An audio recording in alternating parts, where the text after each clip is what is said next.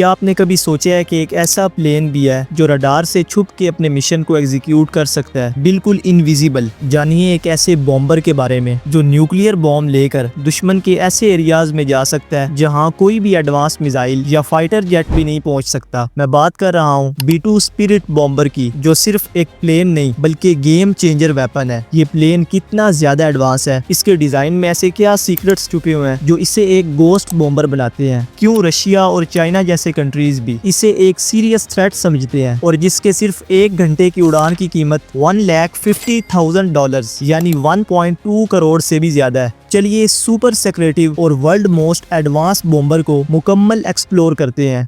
The B-2 is a stealth bomber. It goes in where you have very heavy air defense. It weighs in at 13,600 kilos and is designed to destroy underground hardened bunkers and facilities.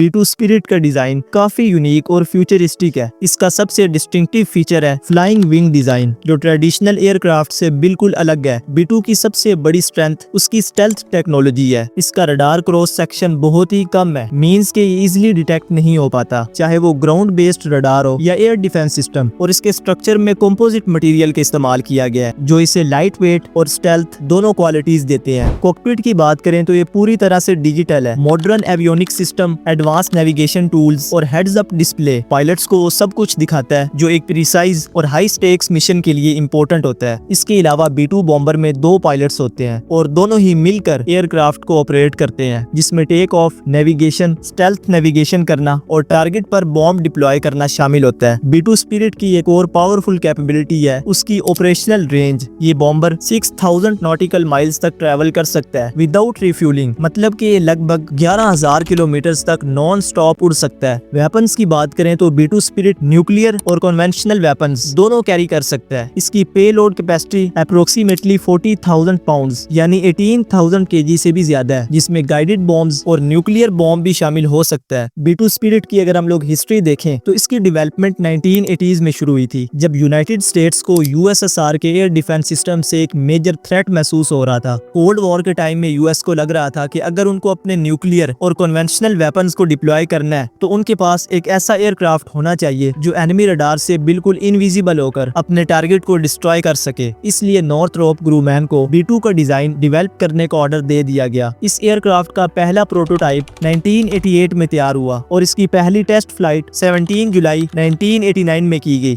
B-2 spirit की development cost काफी ज्यादा high थी। B-2 bomber की price approximately $2.1 billion है। Dubai का बुर्ज खलीफा बनाने में $1.5 billion लगे थे, लेकिन B-2 की कॉस्ट उससे भी ज्यादा है, जो इसे दुनिया का सबसे एक्सपेंसिव बॉम्बर बनाता है। यहाँ पर आपको बता दूं कि पूरी दुनिया में इस वक्त सिर्फ 21 B-2 बॉम्बर ही बनाए गए हैं और हर एक का नाम किसी अमेरिकन स्टेट या जगह के नाम पर है। एंड B-2 बॉम्बर इतना एडवांस है कि अमेरिका ने इसकी टेक्नोलॉजी को कभी किसी मुल्क को एक्सपोर्ट नहीं किया। ये एयरक्राफ्ट स्ट्रिक्टली US ओनली है। फन फैक्ट, B-2 स्पिरिट का विंग स्पैन 172 फीट यानी 52.4 मीटर्स का है, जो कि एक स्टैंडर्ड फुटबॉल फील्ड से भी ज्यादा बड़ा है। मींस कि अगर आप B-2 को एक फुटबॉल फील्ड पर पार्क करें तो इसके विंग्स फील्ड के दोनों किनारों से बाहर निकल जाएंगे। और सबसे इंटरेस्टिंग बात यह है कि इतना बड़ा होने के बावजूद भी ये रडार में बहुत मुश्किल से दिखता है। इसके अलावा B-2 स्पिरिट की टॉप स्पीड लगभग 1000 प्लस किलोमीटर पर आवर है, जो कि 0.95 मैक के आसपास आती है। अच्छा, कभी ना कभी आपके माइंड में ये जरूर आया होगा कि क्या B-2 स्पिरिट ने हिस्ट्री में कभी कोई रियल कॉम्बैट ऑपरेशंस किए हैं, और अगर किए हैं तो कैसे? तो जवाब है बिल्कुल किए हैं। आपको शायद पता हो कि 2025 में ईरान पर एक रीसेंट स्ट्राइक ऑपरेशन हुआ जिसमें B-2 बॉम्बर का क्रूशियल रोल था। मैंने इस ऑपरेशन की कंप्लीट स्टोरी अपनी प्रीवियस वीडियो में बता दी है, तो अगर आपने वो वीडियो नहीं देखी तो इस वीडियो के बाद जरूर चेकआउट कीजिएगा। उसमें आपको पता चलेगा कि यूएस ने किस तरह B-2 बॉम्बर को स्ट्रेटेजिकली यूज करते हुए मिशन को सक्सेसफुली अंजाम दिया है। Back to the point. अब बात करते हैं B2 के उन हिस्टोरिक कॉम्बैट ऑपरेशंस की जिन्होंने इस बॉम्बर को एक लेजेंडरी स्टेटस दिया है। सबसे पहला मेजर कॉम्बैट ऑपरेशन था 1999 में कोसोवो में, जब अल्बानियंस और सर्बियन फोर्सेस के बीच बहुत बड़ी लड़ाई हो रही थी। इंटरनेशनल कम्युनिटी और नाटो के बार बार फोर्स करने पर भी जब सर्बियन फोर्सेस नहीं रुकी तो नाटो ने 24 मार्च 1999 को ऑपरेशन अलाइड फोर्स शुरू किया, जिसमें स्पेशली B2 स्टेल्थ बॉम्बर को डिप्लॉय किया गया। B2 का ये सबसे पहला मिशन था जो यूनाइटेड स्टेट्स के मिसूरी एयरफोर्स बेस से स्टार्ट किया गया। सबसे पहले बोइंग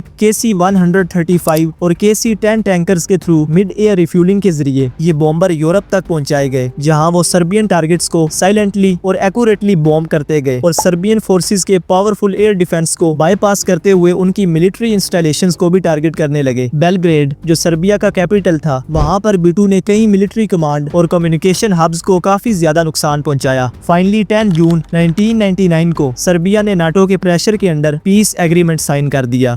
दूसरा कॉम्बैट ऑपरेशन था 2003 में इराक वॉर। मार्च 2003 में यूएस ने अपने अलाइज के साथ मिलकर ऑपरेशन इराकी फ्रीडम लॉन्च किया सद्दाम हुसैन की रिजीम को गिराने के लिए। मुद्दा ये था कि इराक के पास वेपन्स ऑफ मैस डिस्ट्रक्शन है और वो रीजनल सिक्योरिटी के लिए खतरा बन सकता है। 20 मार्च 2003 सुबह से पहले B2 की पहली स्ट्राइक का टारगेट था बगदाद के अंदर एक अंडरग्राउंड कमांड बंकर, जहां सद्दाम हुसैन और उसके टॉप कमांडर्स के होने की पॉसिबिलिटी थी। B2 ने अपने शुरुआती ओवर्स में ही इराक के एयर डिफेंस कंट्रोल सेंटर्स और स्ट्रेटेजिक एमओ डिपोट्स को न्यूट्रलाइज कर दिया। अगले कुछ दिनों तक B2 ने साउदर्न इराक में कई स्ट्राइक्स की। एक्चुअली इन एरियाज में रडार डिटेक्शन यूनिट्स और एंटी एयरक्राफ्ट आर्टिलरी की डेंसिटी काफी ज्यादा थी। इराक वॉर के दौरान B2 स्पिरिट ने around 36 long range mission complete किए और over 10,000 plus precision guided bombs drop किए गए थे। तीसरा कॉम्बैट ऑपरेशन था 2001 अफगानिस्तान वॉर। 11 सितंबर 2001 अमेरिका के लिए कभी न भूलने वाला दिन था। अलकायदा के टेररिस्ट ने हाईजैक्ड प्लेन से न्यूयॉर्क के वर्ल्ड ट्रेड सेंटर्स और वाशिंगटन डीसी के पेंटागन पर जब डेडली अटैक्स हुए तो इसके जवाब में यूएस ने ऑपरेशन एंड्यूरिंग फ्रीडम का आगाज किया, जिसका मेन गोल था अलकायदा की बेसिस को खत्म करना। और इस बार भी अमेरिका ने अपने सबसे एडवांस बॉम्बर B2 स्पिरिट को बैटलफील्ड में उतारा।